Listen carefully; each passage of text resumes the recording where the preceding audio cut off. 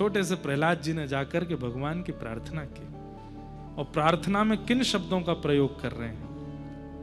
ठाकुर जी से कह रहे हैं, हे नाथ, ब्रह्मादय सुरगुणा मुनयोथ सिद्धा सत्वैकतानमतयो वचसां प्रवाहै नाराधितुं पुरगुणैरधुनापि पिप्रू किं तुष्टमर्हति समे हरिरुग्रजाते। हे नाथ, मेरे पास इतनी अच्छी वाणी नहीं है कि जिससे आप प्रसन्न हो सको। मैं तो आपके स्पर्श का भी अधिकारी नहीं हूं, दैत्य कुल का जन्मा बालक हूं। पर आपके मन में यह प्रश्न उठेगा, जब मैं आपका अधिकारी ही नहीं हूं और नहीं मानता हूं, तो फिर मैंने आपका भजन क्यों किया? जब मैं ये बात जानता हूं कि मैं एक दैत्य बालक हूं, आपके स्पर्श का अधिकारी नहीं हूं, आपकी अर्चना का अधिकारी नहीं हूं, तो फिर मैंने किस विश्वास पर आपका भजन किया? आपके चित्त में ये प्रश्न आ सकता है नाथ, मैं उत्तर देना चाहता हूं। और मेरा उत्तर क्या है कि आप ये नहीं देखते कि कुल कैसा है, खानदान कैसा है, पवित्रता कैसी, अपवित्रता कैसी। आप तो उसकी भी रक्षा करने जाते हैं जो मानव भी नहीं है, जिसका नाम गजेंद्र है। जो गज इंसान भी नहीं है, वो जब आपको पुकारता है नारायण खिलगुरो भगवन नमस्ते, तो आप उसकी रक्षा करने के लिए आते हैं। उससे मेरे चित्त में विश्वास आया कि जब वो हाथी की रक्षा करने जा सकते हैं, तो मैं तो मानव हूं, मेरी रक्षा करने क्यों नहीं आएंगे? हे नाथ, कृपा कर शांत हो जाइए। जैसे ये शब्द कहे ठाकुर जी के, तो सारे गुस्सा उससे सब ठंडे हो गए। दौड़ करके गए, प्रहलाद को अपने अंक में भर लिया, अपनी जीभ निकाल करके जैसे एक शेर अपने बालक को चाटता है, भगवान नृसिंह प्रहलाद जी को चाटने लगे और अपने हस्त कमल से प्रहलाद जी के सिर पर हाथ फेरने लगे, बार बार अपने अंक में भरने लगे। प्रहलाद, तुझे मेरे रूप से डर नहीं लगता? मैं इतना विशाल विकराल भयभीत बनकर के आया हूं कि लक्ष्मी निरंतर मेरे चरणों में बैठने वाली भी मेरे इस रूप का दर्शन नहीं कर पा रही हैं। तुमको मेरे इस रूप से डर नहीं लगता, भय नहीं लगता? प्रहलाद जी कहते हैं, नाथ, डर उसको लगेगा जो आपका मुख देखेगा, पर आप जब से आए हैं मैं आपके चरणार बिंदों का दर्शन कर रहा हूं। आपके चरण ही इतने प्यारे हैं कि मेरी नजर वहां से हट ही नहीं रही है। मैं कैसे भयभीत हो सकता हूं?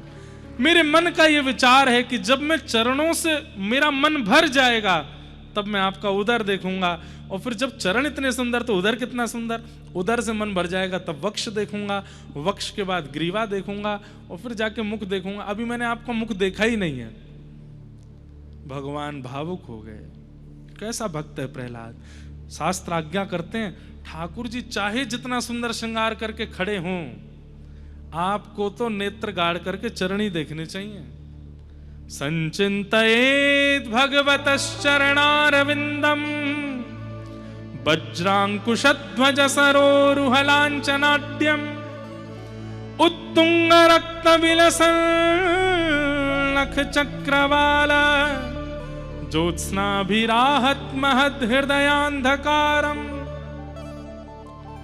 हमने एक यहां पास में एक जगह है तांदूर, तेलंगाना में ही आता है। वहां हमारी कथा हुई थी एक बार।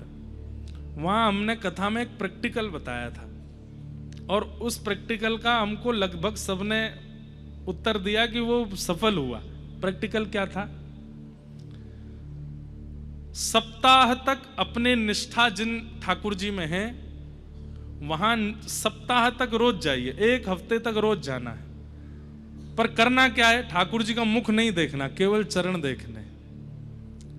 चाहे जितना सुंदर श्रृंगार हो, चाहे जितनी सुंदर पोशाक हो, आपको ऐसे हाथ धर के केवल चरण ही देखने हैं। 7 दिन तक आप चरण देखेंगे। 8वें दिन आपके स्वप्न में ठाकुर जी अपना मुख दिखाने स्वयं आएंगे और यूं कहेंगे, तू रोज आवे, मेरो मोहन आए देखे, चल देख ले, मेरो दर्शन कर ले, कैसे लग रहा हूं।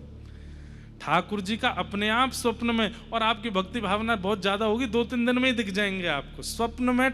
और आप जाकर के अगले दिन देख लेना, या तो पूर्व दिन का श्रृंगार या फिर उस दिन जिस दिन आप गए उस दिन का श्रृंगार वही होगा जो आपने स्वप्न में देखा था। हम तो बहुत बार अनुभव कर चुके हैं ऐसा, लेकिन अभी इतनी भागदौड़ में रहते हैं तो रोज दर्शन करने मंदिरों में नहीं जा पाते, पर जब फ्री रहते तब किए हैं। 4-4, 5-5 दिन तक मंदिर जा रहे हैं। गोविंद देव जी जयपुर में किया, श्रीनाथ जी में किया, राधा रमन जी में किया, बिहारी जी में किया, नहीं देखा ठाकुर जी को, चरण ही देखे बस। अब हमारे बिहारी जी हैं, खाटू श्याम जी, इनके तो चरण ही नहीं दिखते, फिर क्या करें? तो भावना रखो, जहां पुष्प का श्रृंगार है वहां चरण का चिंतन कर लो, देखो वहीं पुष्पों को ही विचार करो, इनके अंदर कोमल चरण हैं।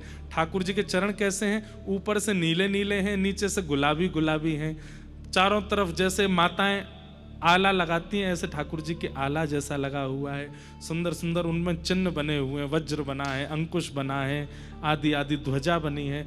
ऐसे ठाकुर जी के चरण जहां नहीं दिखते वहां पे अनुभव करो। सप्ताह पूरा होगा नहीं कि ठाकुर जी स्वप्न में अनुभव करा देंगे, और उस समय जो दर्शन होगा या तो वो उसी दिन का श्रृंगार होगा या अगले दिन का श्रृंगार होगा। ठाकुर जी पहले इधर अनुभव करा दें, किसी से कहना नहीं, फिर बस अनुभव कर लेना, गुरु जी को बता सकते हो बस। चरण दर्शन की ये महिमा है। नित्य चरण दर्शन से चित्त का मार्जन होता है, चित्त पवित्र होता है, इसलिए सबसे पहले चरण दर्शन करो। प्रहलाद जी कह रहे हैं मैं आपके चरण देख रहा हूं, मैंने मुख तो देखा ही नहीं।